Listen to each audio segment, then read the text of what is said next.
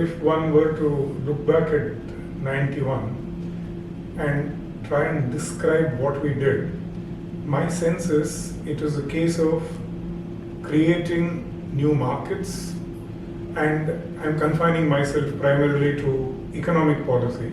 So creating new markets and crafting new institutions and policies to deal with what India then required. And looking back again, what are the significant sort of failures that we now see as we look at it from today? It would be, in my opinion, in the areas of agriculture, education, social sector, health, women and child development.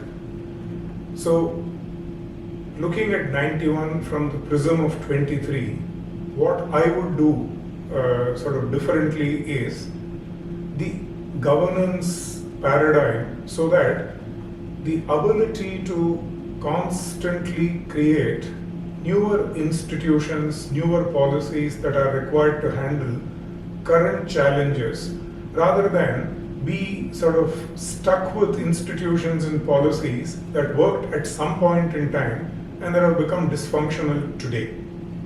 So, in that sense, the sort of ability to deal with markets in agriculture, deal with challenges in health, education, deal with land issues, deal with cities which have now become far more ungovernable than they were 25-30 years ago.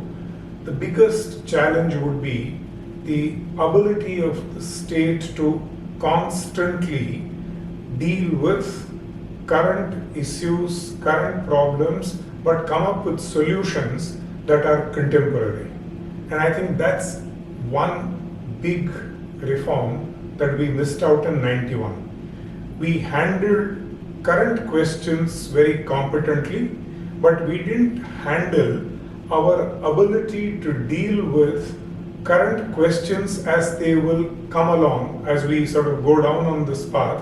This need to constantly renew institutions and policies, which is, I think, the heart of state capacity.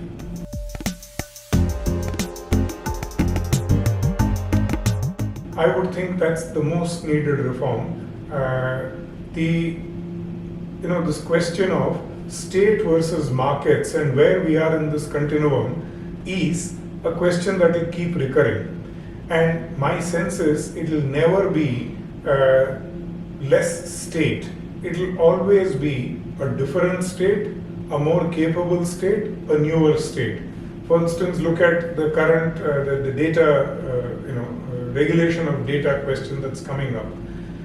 It's all about creating a new institution in the state that will deal with questions that are identical to what we faced in finance, what we faced in competition, what we faced in telecom at one point in time.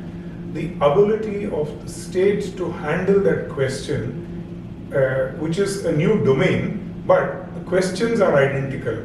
So I think that is, in my opinion, the biggest challenge then and the biggest challenge now.